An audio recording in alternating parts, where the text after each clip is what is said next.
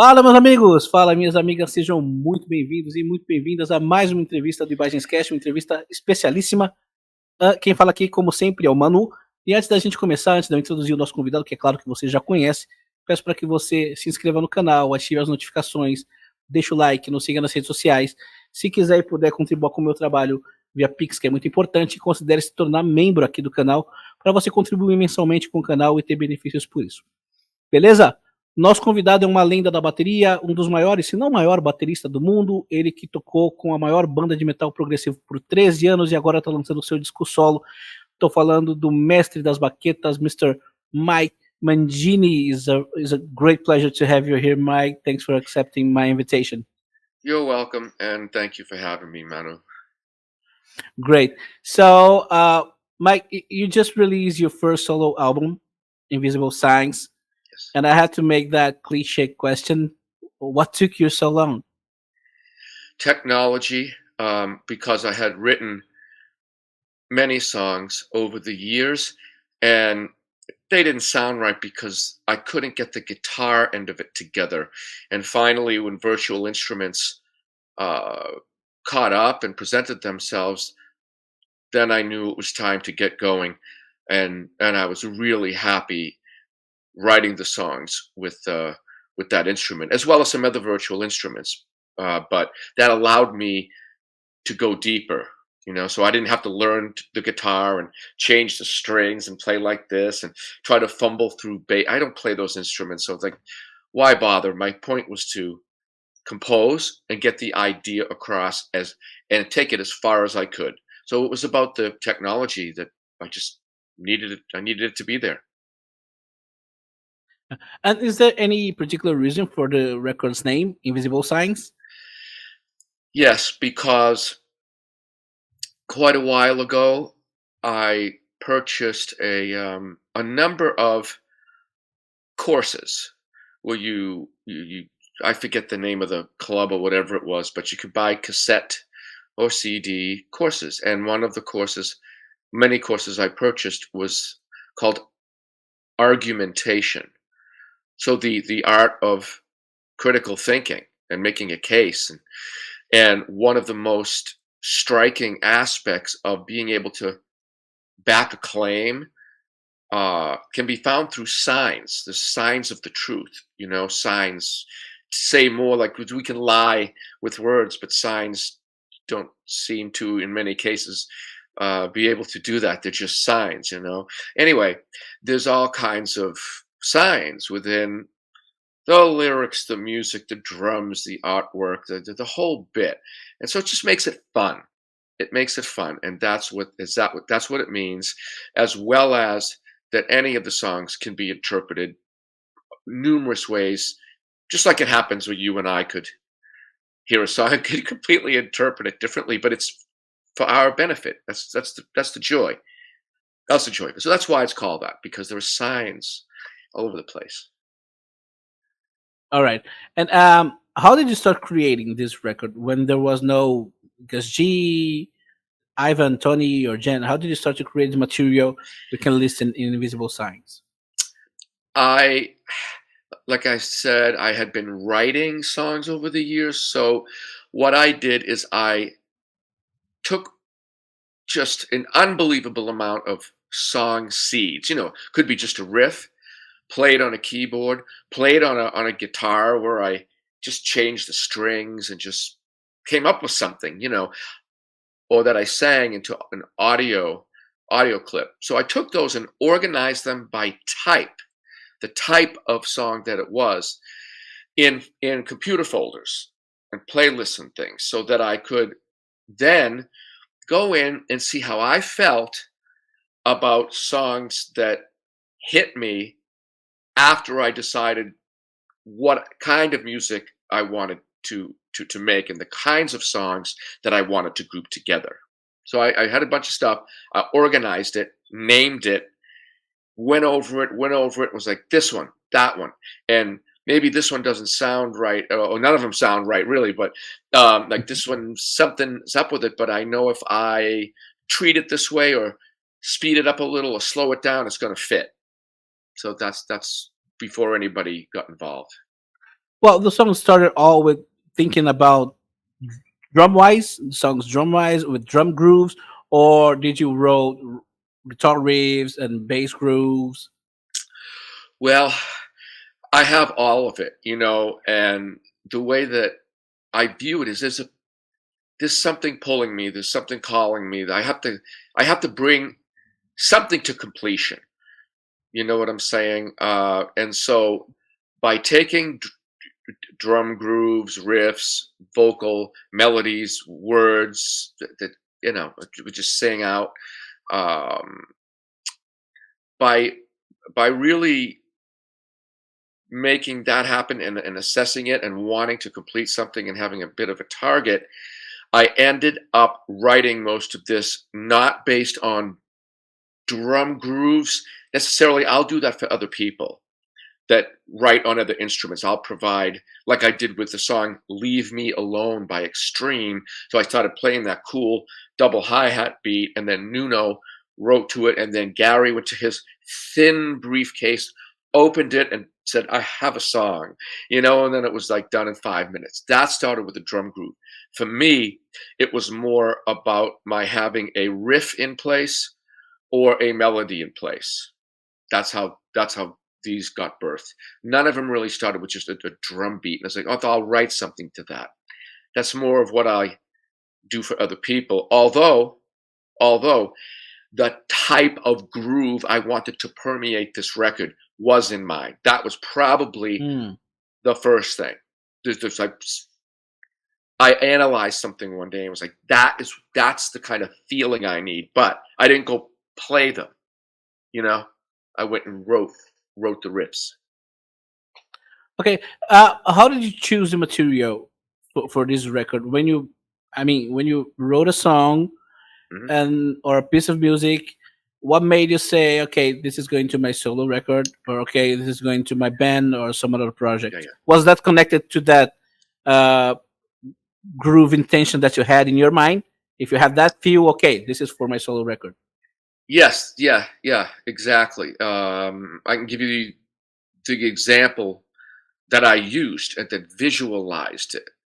But yes, I would separate them. For example, being in Dream Theater while this was unfolding, I had riffs for Dream Theater that I knew were more suited for that because they were odd. I mean in the sense of rhythmically. So I didn't want to put anything in between the beat Hmm. on this album. I wanted the patterns to go in between, but not the main grooves. The main grooves were not what a progressive band would do. The main grooves came from my witnessing a stadium, Gillette Stadium in Foxborough, Massachusetts. I was there for a Right. Guns N' Roses show, and I witnessed how people reacted to the music that was being played before Guns came on, because it would do me no good to see them during the Guns because they're all there to see it. They're all going to go crazy and move. So I wanted to see what was affecting everybody, and sure enough, Rage Against the Machine song came on, and it people moved more than the other songs, which is why they play for a ton of people. And I thought, I have a bunch of things that fit that in a way, not exactly, because then I'd be copying it, and I wasn't. I had written stuff a little more, let's say a little less with the swing thing, except a couple of things. But um, the groove, the essence of the groove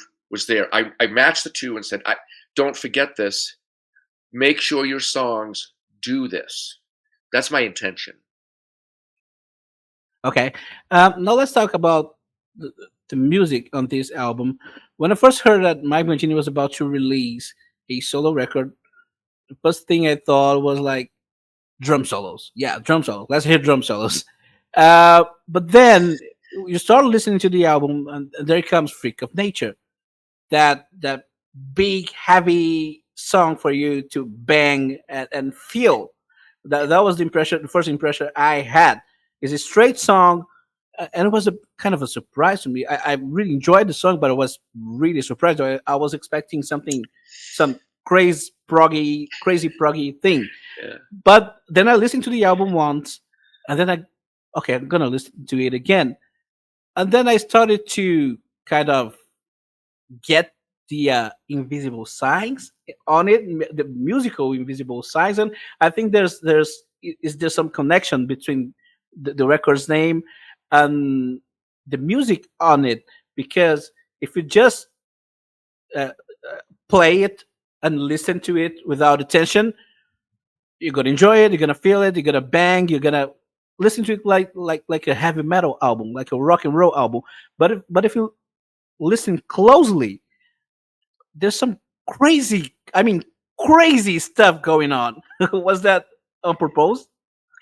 Oh yeah. I mean, it really is something that I am super happy with, super proud of as much as you can. I mean, I don't. My expectations are not. I don't like expectations. Okay, but I do like goals, and I like attaining those goals and completing the steps. I like crossing off things off lists, and that music to have, let's say, something that appears to just have a feel, and that's it, just straight. But then to have something, as you say, crazy in there, yeah. The sign is, hey, for those that are interested, listen to this. Like actually, really listen to how the drums are switching with the key signatures. Because played it. I've played like this like my whole career, but it doesn't. This album, it's right there. Okay, if you want it to be, because you can hear everything so clearly. You can hear every little thing. Anyway, yeah, yeah, it's crazy. And I'll tell you what, to be able to put that stuff in without it being noticed, that was the challenge that I can't. I don't know. It's weird that I did that. That's all I have to tell you is that I'm like, where did this come from? And you know, eh, yeah. So that was really something, and I'm glad you noticed it. And I would love it to be noticed if somebody wants to notice it. But if someone throws on glamorous shades and is going to be driving for a while, and that gets them all pumped up, and the road is clear, because you don't want to listen to that one in traffic. You go into somebody. But yeah, if you just want to do that. I don't care how it's used. I just want it to be enjoyed. But that's the music. Yeah, if you listen to it, you find it. Okay, before releasing the album, you released two singles, "Freak of Nature" and "Not Drowning." I want to know what was like writing those songs and writing those lyrics. What were you thinking, and what was the criteria to release them as singles? Okay, that's a few different things. Let me kind of get a perspective on that question, that multi-tiered question. Okay, so the release of them was I just want to put out a song that can translate very quickly, has a vocal hook, has a little bit more lengthy solo than some of the tunes, so that people can hear the drums do that stuff. And that was it. But the beat had to be simple sounding. It doesn't mean that it is simple to hit everything the way that I'm doing it. But the criteria was just hit with a beat, get to the hook. That song also fit a different criteria because it has three parts, a verse, a pre-chorus, and a chorus. A lot of the songs have just two parts. That was another massive challenge. I was paying attention to what my children were listening to, and their songs with the same part the whole way. You know, the same thing the whole song, and they're like, "Yeah, into it as kids." But I respected what a young person would feel. They're not intellectualizing their way through it, and so "Freak of Nature" doesn't have to be intellectualized through. If you want to figure out what I'm playing in the solo, it's there. Not Drowning, I can go to more of the combination of the criteria and the other parts of your question.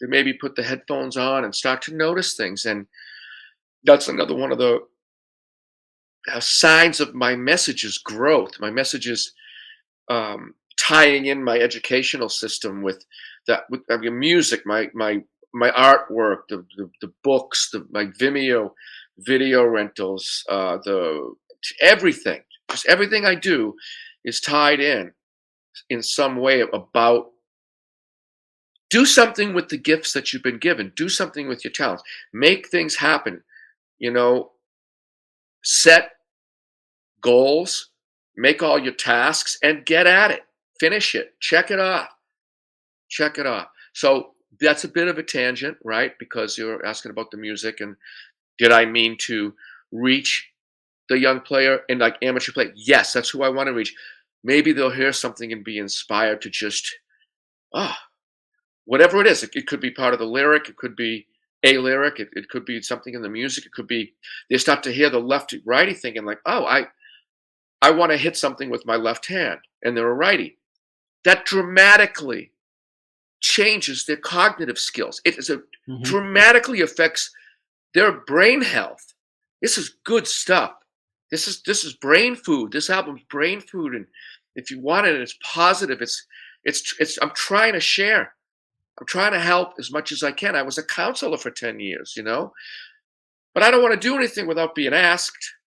Someone's not asking, I'm not interfering. Someone's asking me about all the lyrics. You got to interpret it. I am not spoiling it. Plus, I have a few different interpretations, and who cares what my interpretation is anyway? Who cares? You know, it's a lot of work. But the music, for me to not overwhelm, but to have it hit, but to put the seeds, was absolutely intentional. Great. Let's talk about the team that recorded this record. I'm good friends with Jen Majura, and I want to know, how did you met her for the first time, and how did you get her to participate on this project? Jen was waiting to meet me at a backstage at a Dream Theater show. She was there, you know, and she also had her album, and she told me who she was, that she saw me with Vi, and she's published a story, and it's just great. You know, it just goes to show you. It goes to show you how to live life, and you share it with people, and you know you want to try to enjoy the ride with others. That's part of what I made this record. I want to share my drumming thing. I want to share the idea of critical thought. Wow, thinking about things. How do you even find the truth? What is it? You know, that's interesting. It's a whole thing. But she, you know, had a path in life, and I was part of that. And then for us to start working together is a big deal. It shows you intention and the things you can make happen in your life if you do it the right way. You see, she did it the right way. She was patient. She was just normal person to hang out. Didn't come at me, and she never made me feel that thing when someone really wants something from you. It's real, and it's like a reverse magnet. You can feel, you kind of do this. I don't know what that is. Sure, I've made people feel that way. Some people have made me feel that way. I'm like, you just really want to get away. So it just happens now and again, right? You don't know who, what, why, whatever. Nothing mean either way, but it's there. The opposite is also true. She had the opposite. She had the magnet pull in, like, wow. So meeting her and her acting that way is monumental. You know, it led to conversations later. It led to her asking me to help her with the 1 minute jam with Sir Duke, which is where I noticed what she could really do and was taken aback by it. Absolutely. And then eventually led me to asking her if she would listen to a few songs and if she wanted to try singing them. Because I had originally worked with females a long time ago with this. You know, I've gone through all ups and downs with people and things like that. It just helped. A lot of people have helped me. They couldn't be involved. They wanted to be involved. I didn't. They didn't. It didn't work. It did work. It just it doesn't matter. I don't even want to yap about any of that because it's vast. but she played it right. And then when she did the vocal sessions with me, she played it right. She did the right thing. She just kept the same thing where you want to know her. You want that friendship with her. You want to work with this person. That's huge. I mean, it's like it's huge. So that's the story of it, and I want to point that out. And everyone else is the same way. Everyone else is the same way. I don't. I'm really a fortunate person. I'll tell you that. I know that our will, our thoughts, the things you bring into your life or whatever, and sometimes you don't have a choice anyway. But when you're in the right place, those good things happen. So that was the deal with her. Does that make sense? Yeah, absolutely. Yeah. And I'm curious, about how the vocal lines of this record were created. I saw that Jen posted some videos on Instagram of you and her doing some Zoom Yeah. calls, and you seem to have had a lot of fun, right? Yeah, it was a lot of fun. So the vocal lines unfolded like everything. Let me overview this. I finished the music and the vocal guides by myself to this at a point in time. It was a Mm. true solo thing, and of course, with advice, help. Mike, I'm paraphrasing maybe somebody or more than one person saying this to me. Mike, don't go near a vocal mic. Like, I know, or um, or don't leave those virtual instruments. Like, get a real player.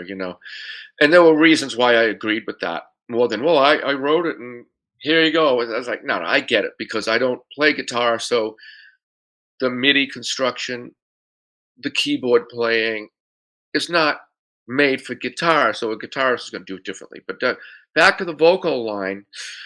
So I sang the guide tracks, and I had gone through various changes over time with these and had gone back before sending them to her, gone back to original ideas, old melodies that I dug up and was like, let me just go back to what I felt and heard the first time and then kind of fuse it with where I had left off. And I changed a bunch of things on a pre version.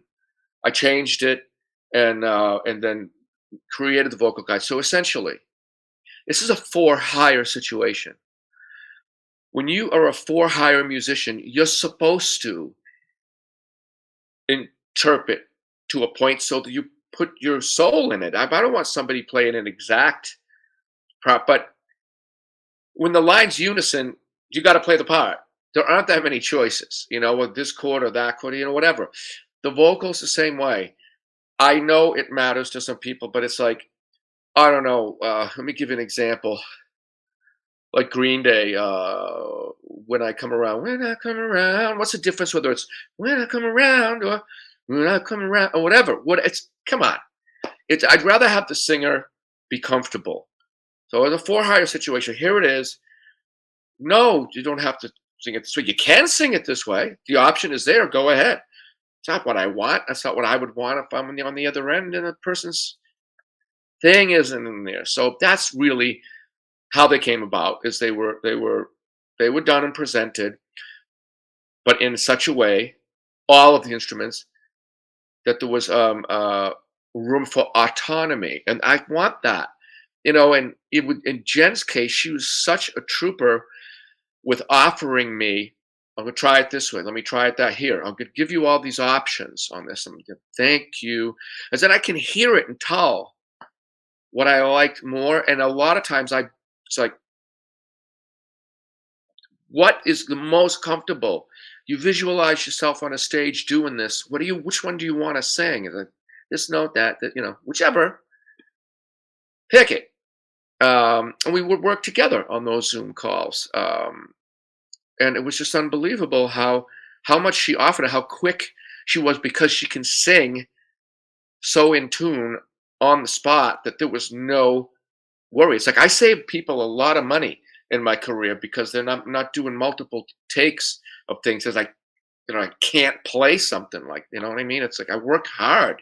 I work hard to be able to play. So it's like, does this work or not? Not, was I late in a kick of snare early, which happens. It happens all the time. But largely no. So everyone was able to provide like well executed parts with embellishments and everything, including Jen. The last thing about Jen was her sharing with me a philosophy of hers, which lined up with me well on the sound of the word, but something I didn't pick up on. This other thing. She's like, there's a certain, I want to give her thing away, but it's like a certain blah blah blah, and you do this maybe at the beginning of a chorus. It's like, oh, isn't that something? It's like, you know. So went to my drawing board, like, hold on, I've got my words, and this word. How about? He goes, no, this word, yes, that sound great, because again with the autonomy, again with the comfort level, again when I'm hired for something, I offer all kinds of ideas. That's just what you do. And she did it amazingly. I couldn't ask for any more. I couldn't be any happier with the job that she did. I just couldn't. How could you? How could you? So, and it's like that with everybody too. Yeah. Together with Jim Majura, you have on the album Gus G, Tanati Son, and Ivan Keller. How did you got each of those guys to participate? Again, relationships, talking to people, letting them know I was doing this, playing it for people, a lot of people that I would come in contact with at camps, drum things, on the road, airport lounge, which is where I met Gus. I met up with him. I met him before for on a serious. It was in New York for Jose Mangin, right? Who does what is his station? It's been a while, and I don't have the I don't really listen to a lot of stuff. I'm just so busy. Anyway, that's tangent. But anyway, yeah. So one of the many people, like through other people that I know in like the Trans-Siberian Orchestra, hey, this person would be great. Talk to this one, and I met Dino Jalusic through that, and he's like the second busiest person on earth in any job. So long story short, he's like, just guy Tony that plays with TSO East is perfect. It's like, okay. And he says, I have a guitarist in my band. It was Animal Drive at the time. And he said, I'll help you out, get some time. And he wanted to help out Ivan too.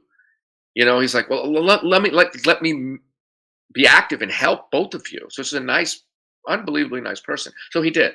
That's how that happened. And yeah, Gus, I ran into in Istanbul at an airport lounge and let him hear it. I let him hear a demo with the solo on it, because I had created the solos using MIDI and keyboard. And mind you, I'm a trained vibraphone and marimba player from my high school days.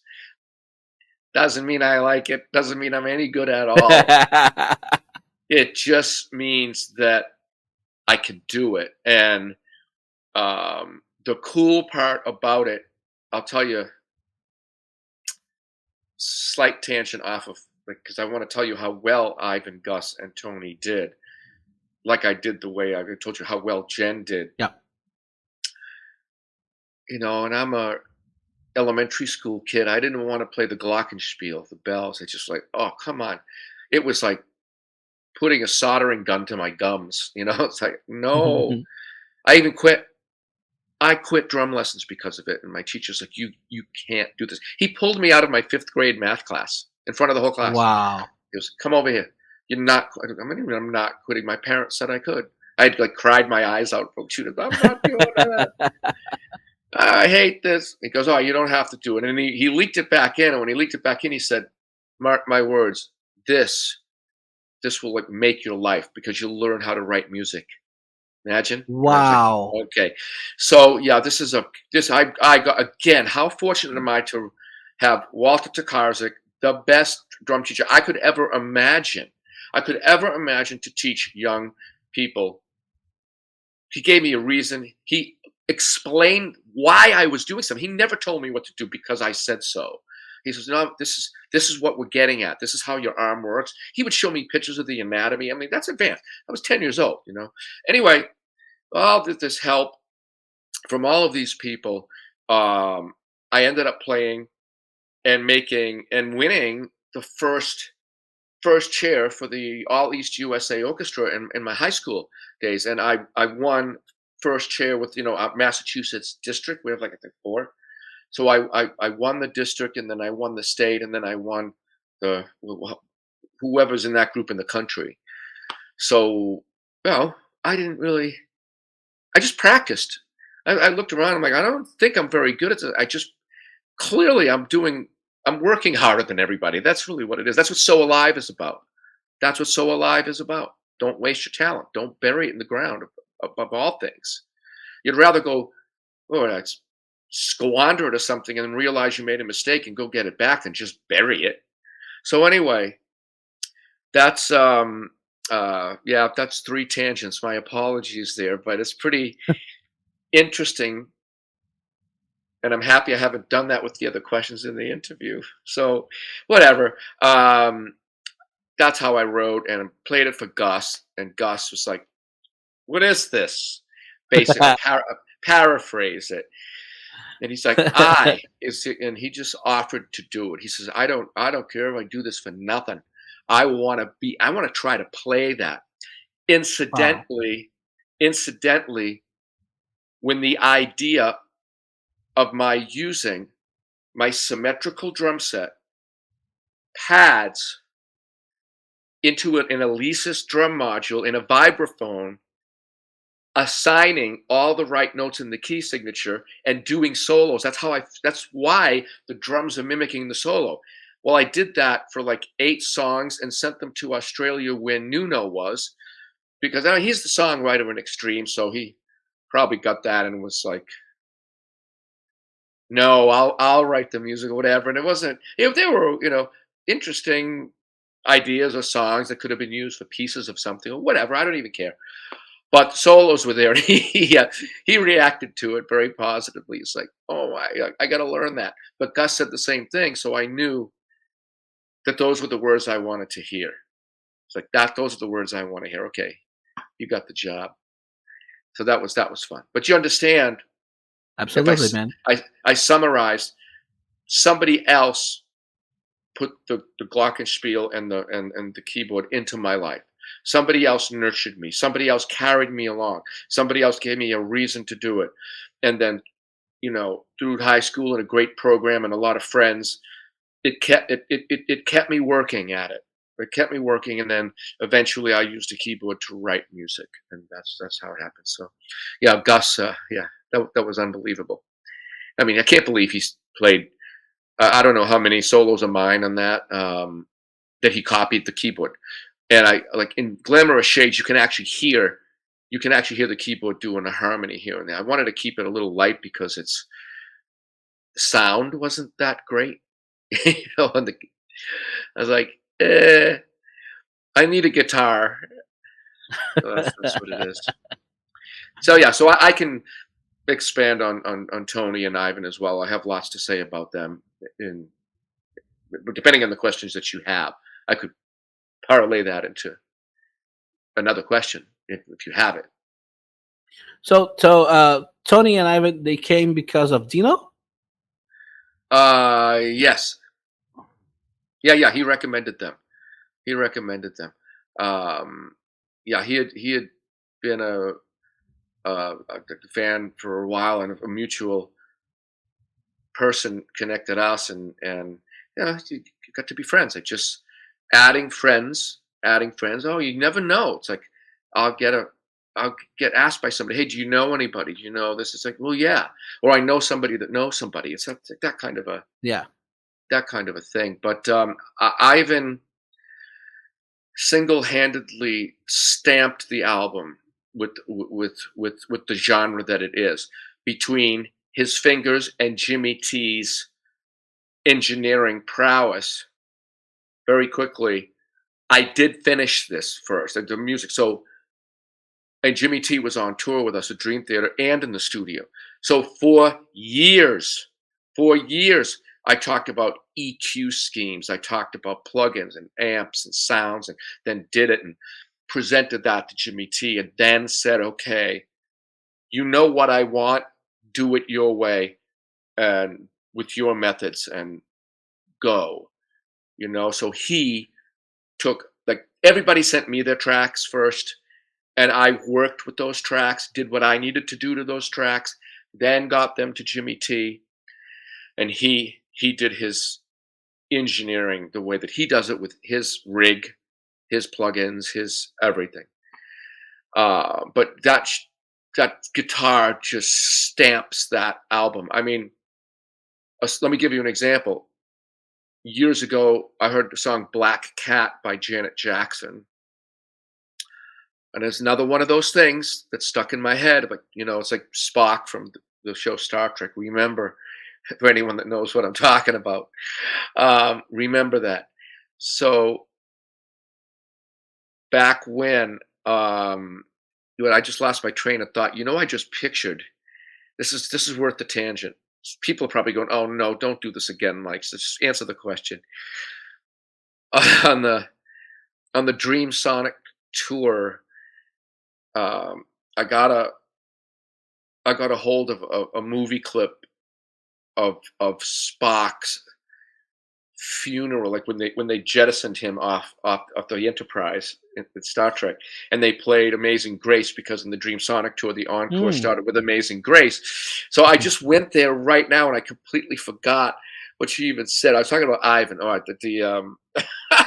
the genre. Wow, you see how my mind works, right? And why the lyrics go there and here and like all over, which works out. 'Cause then it gives people lots to interpret. Yeah. But I mean, he defined it. His fingers and Jimmy T's work, and it's just like unreal.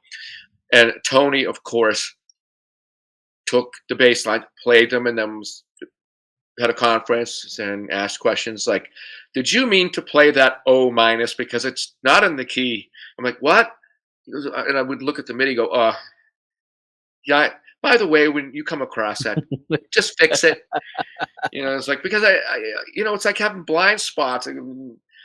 For years was working on this and changing it. You just forget. You start to look at something and you can't even see it. It's like typing an email or a text, and then you look at it later and there's 3 words are spelled wrong. You're like, oh, come on, slow down. But anyway, he embellished like all that stuff in Black Box. I was telling you about Black Cat, right? In Yeah. Black Box, I'm doing that. I didn't write every one of those notes. I wrote the basic part. Said, if you want to follow the guitar here, do that. Okay. If you want to follow the melody here, or go in between it, the words are going to go here. Whatever it was, just do it. And he did it perfectly. But Black Cat is interesting. I remember hearing it and thinking, someday I need to write a song that the people on that Billboard particular chart that like Janet Jackson will gravitate to, because I made the song have that groove, have those grooves, that feeling, made the words a certain way, didn't use too many parts in the song, like Black Box, and include authentic guitar.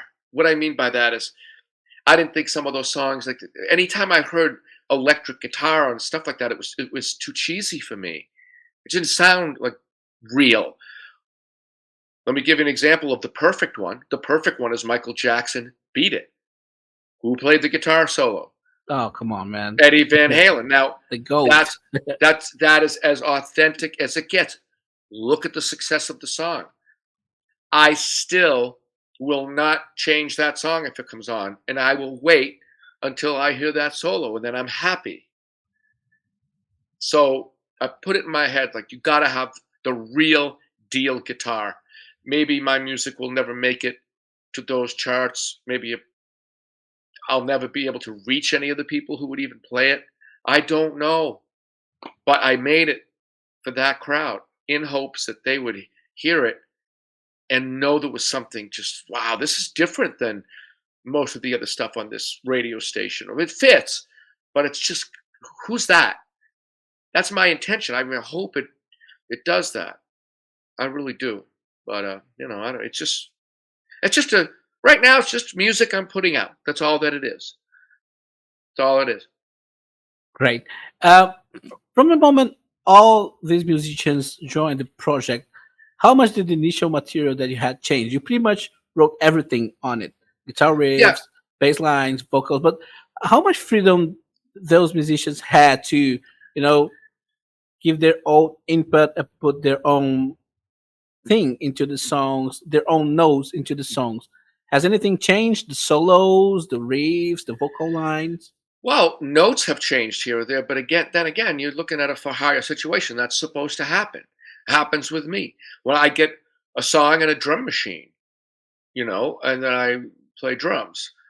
But I still adhere to the main groove. Like I'm not, so I'm changing some hits here and there, and embellishing and making it have a unique personality, which matters. But I'm not changing the song, And the song itself didn't change. Some of the notes did, parts, which people have opinions on that. But yeah, I mean, I finished it here, and so the things that changed for the better, made it more authentic, put the soul in it, and this little run that was added, these notes that were changed, that word that's it. In the end, it's like, wow, okay, this is a great thing. This is great, and it's not exactly the same. It wasn't supposed to be, but that version is different than this one, and that's different than another version. And to me, it's like, well, this Freak of Nature still sounds like Freak of Nature, okay? It's like, but the personalities affect how people feel when you hear the music, and it's something I'm thrilled with on this.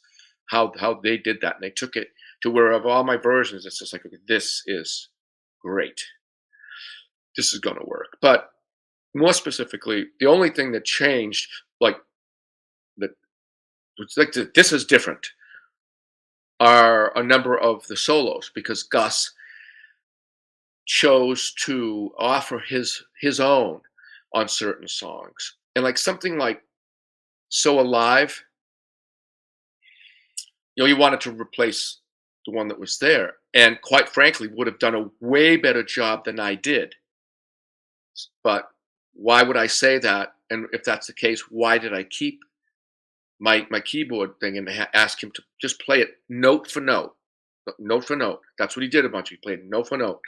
Why would I ask him to keep something where I don't even think it's as good as something could be? And the reason is because that first half of So Alive wasn't about the solo being, okay, I'm going to write this solo that's great and my drums are going to be interesting and fun. It's the least on the whole album. It's the least cool drum stuff, really. But the nature of the song was about not wasting talent and using it. It's a struggle. It's a fight. You have to have a lot of things in place. You've got to have resources, support, know-how. It takes a lot to act, but you got to have that will there, and it can be confusing. So that first chunk of the solo really the music reflects being unsure about what you're going to do with your life with this particular thing or that particular thing. And then Gus taking care of the ending part, it's all him, was like, the purpose of it is to say, oh, that's what you're supposed to do, is come to fruition. So in other words, that part of his sounds way better to me, way more like this is what the song is about. Use your gifts. It sounds better after the first one to me, which he wasn't aware of why. I never explained this to him. I just said, I want to keep that, mimic it, and then do your own thing. That's, I think, all that I said. But the music spoke to me as if that solo that I wrote, as if they were words. Maybe because I did it. Maybe it doesn't hit people that way. I don't know. So that was an interesting thing. And then Glamorous Shades, he copied note for note and then added his thing. And then I stayed out of his way. You know what I mean? Black Box, Let Me Shine, adjust note for note the way I had written them. And Freak of Nature, that's Gus. Invisible Signs, that's Gus. Habit to Change, we went back and forth. Noise, we went back and forth. Because he sent me multiple things. And I actually chose, I like this part for this. Can I use this? He's like, yeah. So I hope, like, I felt just a little weird on Deep Inside because the solo was originally longer. And I really liked the one that I wrote. It just everything worked for me on the kit. Everything was just like the Black Box one. But Gus was like, I don't want to play that one, man. I'm like, okay, no problem. Can you though at least include these couple of bars, this chunk here in between? So he played it, and then I shortened it, edited it, and he didn't say anything. I was just hoping he didn't hear it and go like, "Don't be editing my solos." I don't know. Maybe he doesn't think that or doesn't mind or whatever. But I did it on that one because I thought it was just too long. Because the song was pumping over 4 minutes. I'm like, it's not what I want for this album.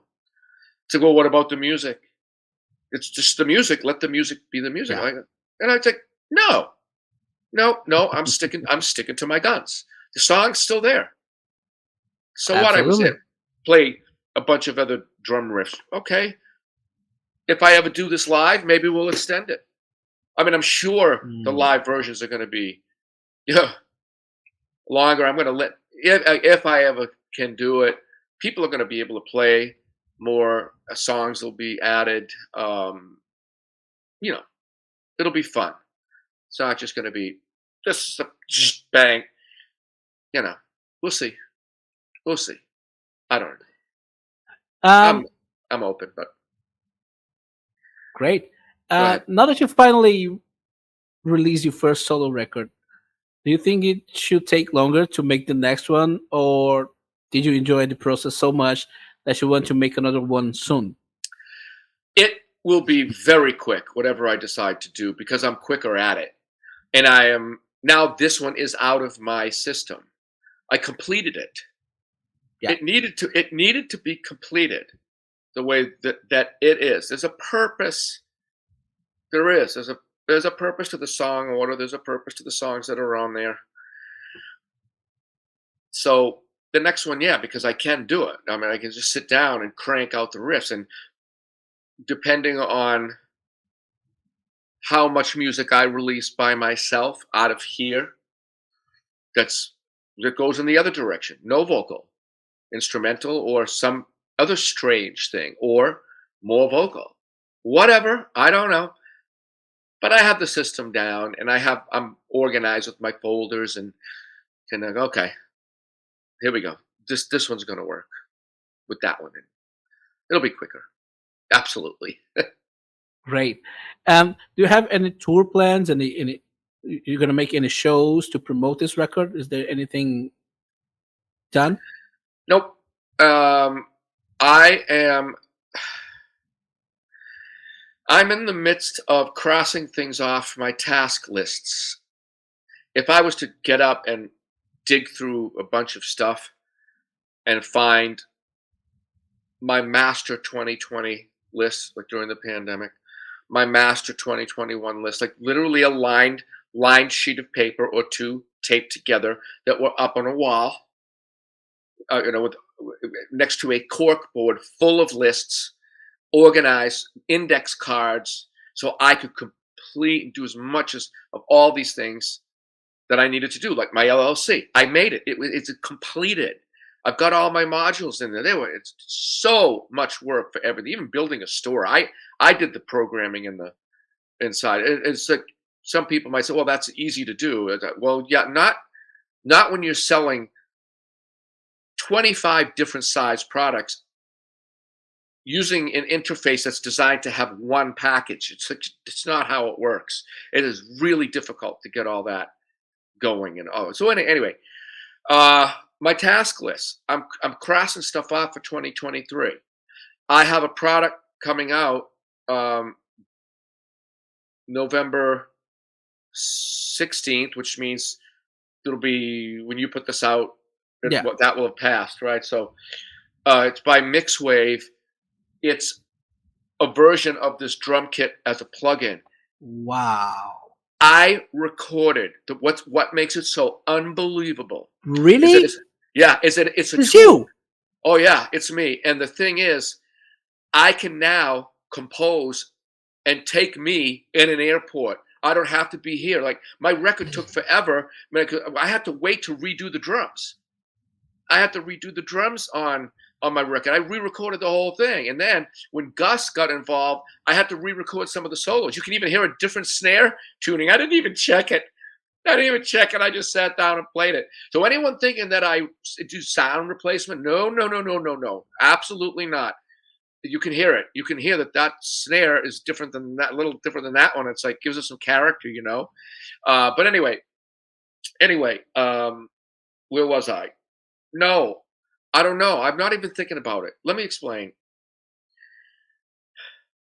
I'm finishing stuff, okay? I have lists, multiple lists, and I have a lot of things to cross off.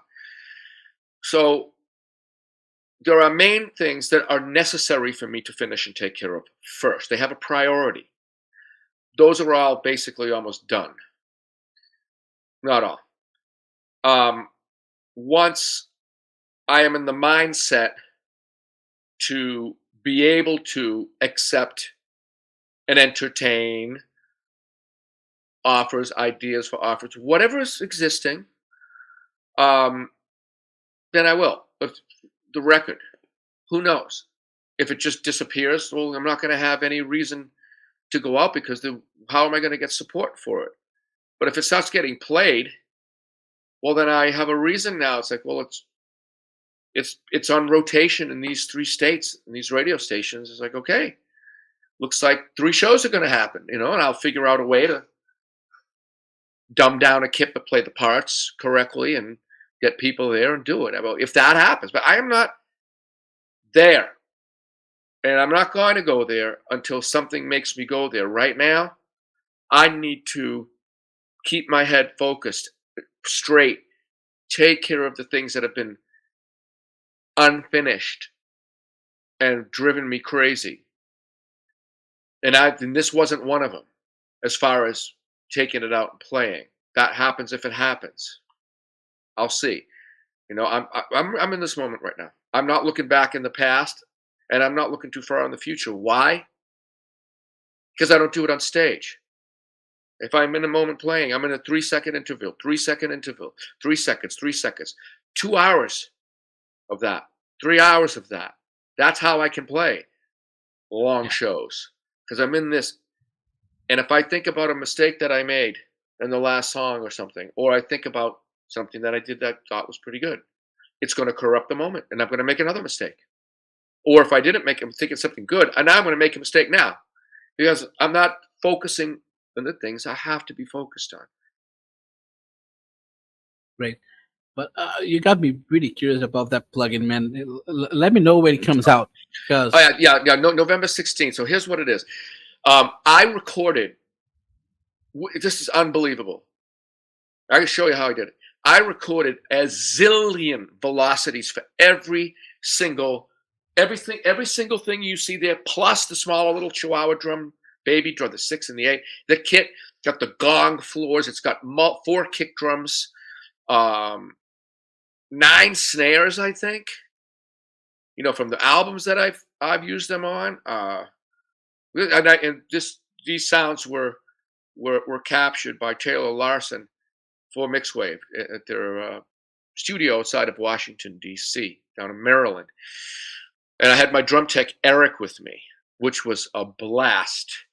And so I sat, and I wonder if you see, Manu, when I practice my my drumming technique. When I was in high school, I practiced from 1 in the afternoon till 11 o'clock at night every day. Wow. And saying every day doesn't mean, well, I did that a couple times, and I'm exaggerating. No, I practiced every day, 5 days a week. Some days six, some weeks six. 7 was, I started to bother everybody in my house. She was like, look, can you please, you're not allowed to go near those drums today. Like, what do you mean I'm not allowed? It made me want to go even more. Just play this one side of an album. I just want to play one side of an album. But at 11 o'clock at night, I would set up a pillow on my bed and the drum stool on the next to the bed, and I would stare at my stick tip and strike and pick up. So let me do it so you can actually see it. Okay, there we go. So let's say this is the pad or the pillow. I would do this.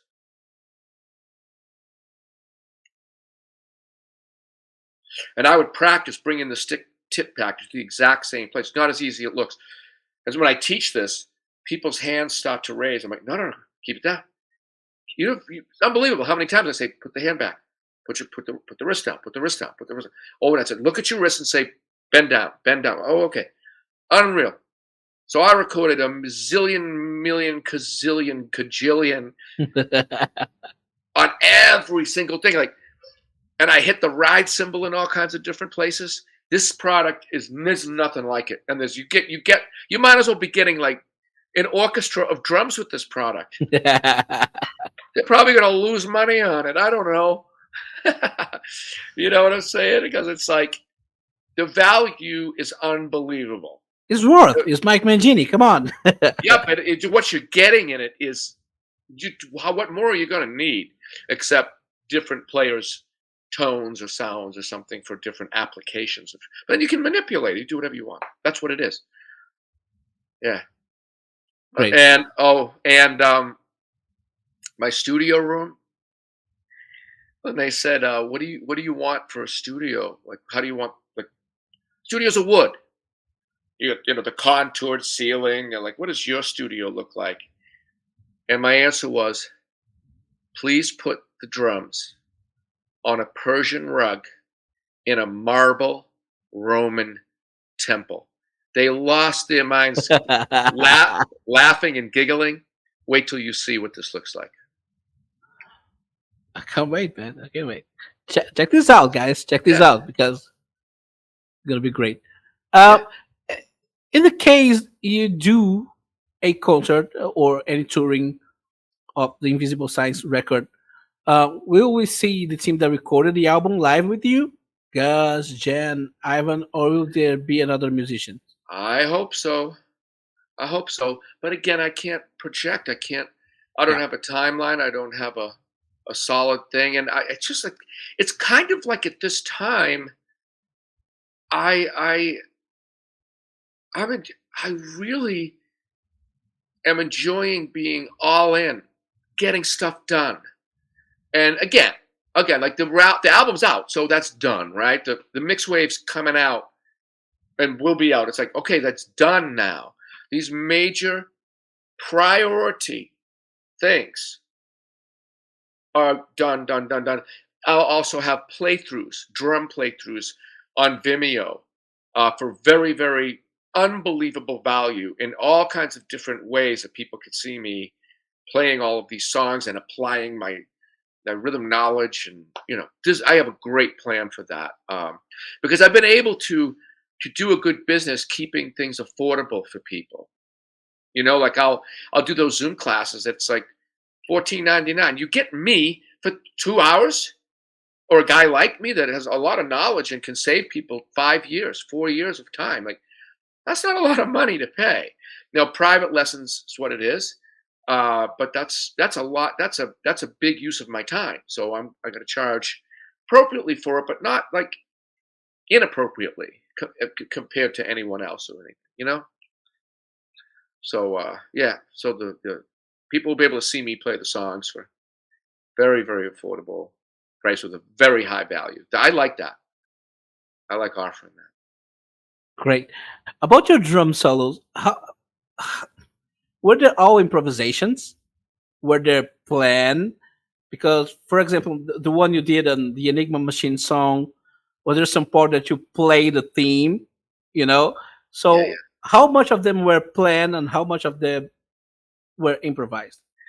They are all outlined, just like you would write an essay and kind of have an idea of what you're going to say. You say it, and then you take each of the parts and you make a paragraph, and that's so I outlined them like that, and then improvised within different zones. So in other words, if I knew like an Enigma machine, I'm going to play a what's called a linear beat that's syncopated with this side of the body. Then I got to play it on the other side, and that's what I'm communicating to the crowd. It's like, oh, it's over here. Like, oh, here it is over here. Here it is over here. Here it is over there. So I would improvise some of the stickings and patterns within it, but I would do it for a certain amount of time and in the spot that it belongs. And other solos, for example, Luna Park. That's from night 2. It goes 100% improvised. I didn't think about anything at all. I just Wow. got an idea and went with it because I thought about things the night before, and the night before didn't come out so good. I was like, oh, come on. Like, I was trying to make it too perfect or something. And no, because of being filmed, it changed my mindset. I was like, don't do that. Don't do that again. I was like, okay. I actually won an argument with myself for once. Don't do that again. It's like, just go and play. Go and have fun. Just do it. And then I put my mind in that 3-second interval spot, the Luna Park. Yeah, that's it. I mean, I played things a pattern that I had been playing and that I knew, but it wasn't worked out. Like, I'm going to play 17 against the 5 and this. I just went with it, improvised. Mike, you were in the biggest prog metal band in the world for 13 years. Hmm. There were 5 studio albums, and 2 of them I put between the best albums of Dream Theater, Dramatic Turn of Events, and Distance Over Time. I love them. Um, 3 live DVDs, if I'm not mistaken. Grammy nominations, a Grammy Award. The Grammy, the song that won the Grammy starts with a drum fill. You played all over the world at the biggest festivals on the planet, like Rock in Rio recently, and you Hmm. played after Iron Maiden. It was quite a journey, Mike. Now, after leaving the band and looking back on these 13 years and the legacy you've built with Dream Theater, how proud does that make you? Very. I'm so happy to have been a part of the lives of so many musicians, um, especially in a way where it's all good, where the vibe is positive. How fortunate am I? I went for I went surfing for a while. That's what I did. So yeah, how great is that? And I can look at the Grammy and say, you know, I remember working on the grooves for that Wow. 4 or 5 years ahead. In fact, I sent, I think I sent a drum demo to Jordan like years ago. It was that riff, that thing. It became the Alien. I mean, sorry to So interrupt you, but who would imagine some years ago that Dream Theater would have a Grammy? Right? who knows? Who knows? It's one of those things that occurs, and yeah, it happens, and then you just go, oh, well, that was nice, cool, and look at it for what it is, and then move on to what's happening now. For example, my mindset that I've learned to communicate to people as briefly as I can is I take life like I do on stage now, which is 3-second increments. If I think about a mistake I made in the previous song, it's going to corrupt the moment. Now I'm going to have two mistakes. If I think about even something very good that I did, what did I'm going to make a mistake in the moment. If I think about the future too far ahead, I'm going to make a mistake in the moment and make a decision based on something that doesn't even exist. It's not even real in my delusional mind, but it's not even real. Why would I do that in the moment? I mean, it's nice to dream. It's nice to plan. That's not what I'm talking about. If I think too much about what hasn't happened, it's senseless. And if I go too far back, it's senseless to me. So that's why I answered the question the way that I do. It's like amazing stuff. Awesome. I look at it like it's a video clip. Go, oh, cool. Okay, I'm doing this right now. That's where I am. Great, Mike. I had to ask you this because I've been a fan of this band since 2001, and I only got to see Dream Theater live in 2012 in the Dramatic Turn of Events tour. It was an incredible night, and you made a drum solo on that show, and then I watched you again on the self-titled album tour. I only saw Dream Theater live with you, and since you joined the band, you've always been great and extremely respectful, not only to the band's previous legacy, but also to Mike Portnoy. And you maintain this respect after leaving the band. As a fan of Dream Theater, I really want to thank you, man. I really want to thank you for everything you've done in these 13 years, and you really kept the spirit on. Thank you so much, man. You're welcome. It's been a pleasure. I've been fortunate, and we made it happen. It's not easy to do anything like that, Oh, man. because there's a sine wave to the struggles that an individual person goes through. There's the struggles that a group full of individual persons goes through. There's the struggles, the ups and downs that the whole entire group goes through. There's the struggles that the environment goes through. It's like, if you look at it with waves, it looks like a big mess. Like, this is not something that looks like it's easy from that perspective. So because everyone got through it, no matter what, and it went zing, bam, great. It's pretty amazing. I'm happy about it. Right. One last question, Mike. You've always been very involved with teaching, right? From now on, how is this something that you want to focus on teaching more? Do you think, can we expect Mike Mangini to be focused on teaching and having more students from now on? Yes. Mind you, I do have 2 unfinished books, Rhythm Knowledge 4 and 5, at the least. Okay, so they are unfinished, but they're in place. The blocks are in place. It's such impossible drumming from a perspective of witnessing it, going, that can't be done, or why would I want to do that, or whatever is going to be the opinion of this, right? It says it's so outrageous that I have to do it because it exists. It's like, there's the mountain. I'm a mountain climber. Get my gear together, pack my tuna fish, pack my, whatever I want. Go, get out there, hike. It's going to be treacherous. Go do it. So I have that, but that's just a little bit. What I'm trying to do is fuse in my music with my philosophies, with my systems, with my whole Mike Mangini media thing. That's a real thing.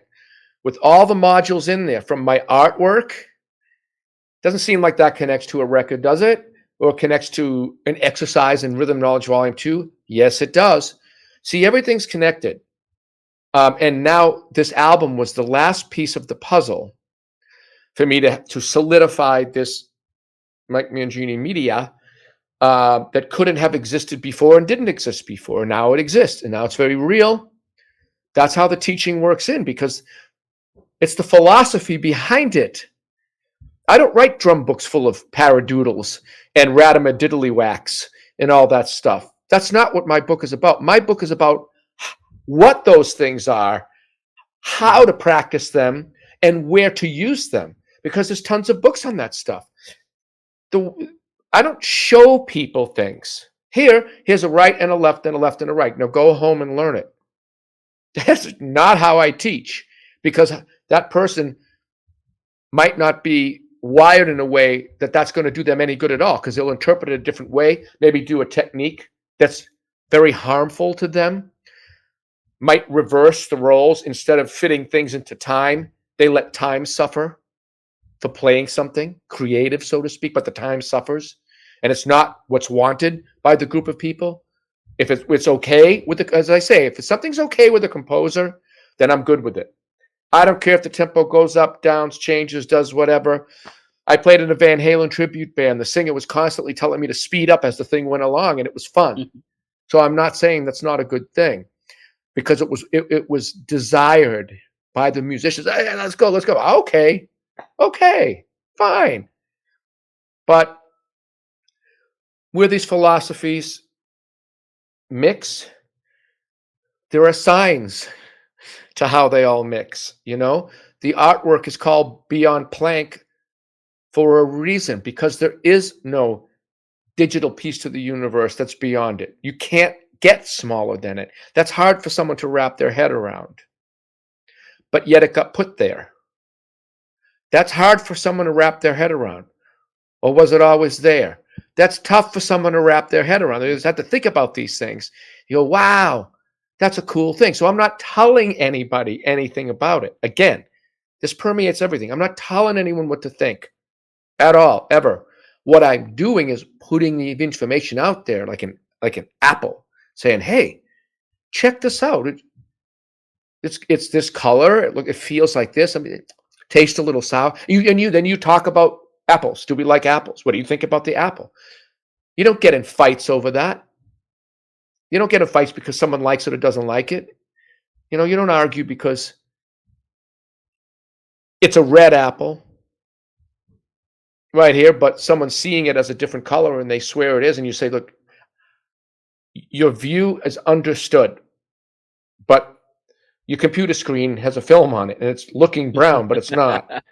All right. When you can account, and you have differences of opinion like that, but there's always the apple's still red, So it's like, all I'm saying is all this stuff that I'm doing is about the idea of critical thinking and perceiving something and growing. That's all that it is. Grow, think and grow, Test your theories. Test what you think. Yes, everybody wins. Does that make any sense? That's my intent. It's a completely of goodwill. My intention is to grow. So I'm not Absolutely. I'm not transmitting. I'm not just transmitting things to people. I'm putting stuff out there saying, hey, what do you think about this? Like, yeah. Oh, I didn't see that before. Oh yeah. Well, I guess I have to change my view because I didn't see that, and that makes sense. And okay, thank you. It's not, do you understand? Absolutely, man. Yeah, This is okay. great. Mike, for those who didn't listen to The Invisible Signs yet, or for those who just listened to Freak of Nature and not Drowning, what can you tell them? What can they expect? They can expect to put the music on such that they start moving and they remember what they heard and they feel something exciting. Done. That's it. Yeah. Great. Mike, I think this is it. Oh man, thanks a lot. Thanks a lot for giving me this interview. I'm such a huge fan of all of your career, Annihilator, Extreme, Dream Theater, and now your solo record. Just everything you did. Time is yours to leave to give a last message to our Brazilian audience and tell them what they can expect from Mike Mangini in the future.